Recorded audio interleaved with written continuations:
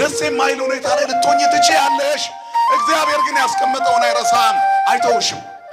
አጥንትሽን ይጠብቃል፣ አንቺን አይደለም።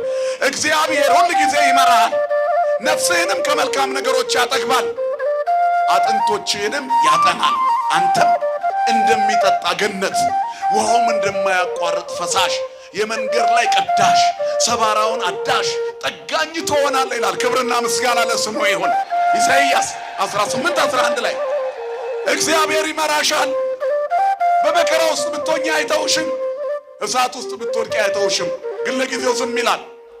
ፈተናዎች ይኖራሉ፣ ዝም ይላል። ግን አጥንትሽ ሁሉ ጠባቂ ነው። አይገርምም? የአጥንቶቻችን ጠባቂ አጽሞቻችንን ይጠብቃል። ከሞትን በኋላ አጽሞቻችን ይጠበቃሉ። በቅዱሳን አጽም የተሰሩ ታምራት ከጨጌ ዮሐንስ ጀምሮ ብዙ ናቸው፣ በዚህ ሰዓት አይገለጹም። ስለዚህ ፍልሰተ አጽማቸው ተብሎ ሲጠቀስ ቀላል አይምሰላችሁ።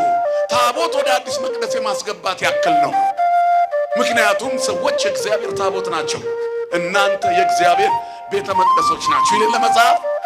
አንተሙ መቅደሱ ለእግዚአብሔር እኮ ነው። የእግዚአብሔርን ቤተ መቅደስ በጣዖት ቤት የሚያኖር መኑ ደመሮ ብርሃን ምስለ ጽልመት ቤልሆር ምስለ ክርስቶስ፣ ብርሃንን ከጨለማ ጋራ የእግዚአብሔርን ታቦት ከጣዖት ጋራ አንድ የሚያደርግ ክርስቶስን ከቤልሆር ጋር ማን አንድ ያደርገዋል?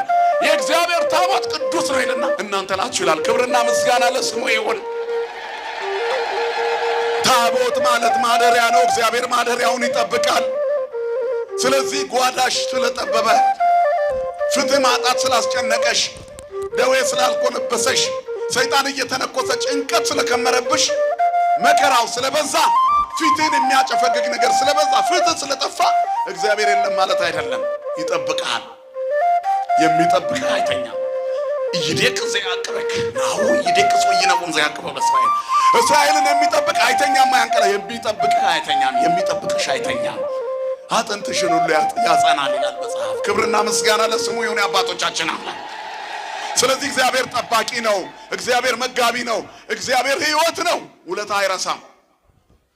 አሁን እዚህ ሳምንት ላይ የጠቀስነው ቅዱስ እንኳን ከፈሪሳውያን ወገን የሆነ የአይሁድ መምህር ነው። የአይሁድ ሸንጎ ላይ ነው የሚኖረው። አይሁድ ሸንጎ ላይ ጭንቀታቸው ክርስቶስን እንዴት ስለማስወገድ ነው። እሱ ደግሞ ተውባይ ነው። ለዚህ ነገር ምልክቱ በሌሊት ተደብቆ ሄዶ ምስጢረ ጥምቀትን፣ ምስጢረ ስጋዌን፣ እጅግ አስደናቂውን ምስጢረ ቁርባን ተምሮ ተመለሰ። ከሰማየ ሰማያት የወረደውን መድኃኒት አውቆት መጣ። ሰው ካልተጠመቀ ወደ ሕይወት እንደማይገባ ተምሮ መጣ። ከዛም በኋላ የስቅለት ዕለት የክርስቶስን ስጋ የመዳሰስ ጸጋ አገኘ። ክብርና ምስጋና ለስሙ ይሁን። ውለታ የማይረሳ አምላክ በመከራዬ ቀን ስማኝ አድንህም አለው አንተም ታከብረኛለህ ይላል መዝሙረኛው ዳዊት። በመከራሽ ቀን ጥሪው ያድንሻል፣ ከዚያ ታከብሬዋለሽ።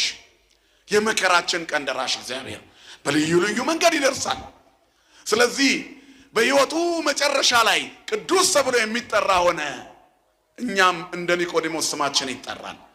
የጨጌ ዮሐንስ ባሪያዎች የሆነው እሳቸው የማን ስለሆኑ ነው? መንክር እግዚአብሔር በላይ ለቅዱሳን ይሁን። ብዙ ሰዎች ክብረ ቅዱሳንን የክርስቶስን መከለያ አድርገው ያስቡታል። ስንፍና ነው። ዛሬ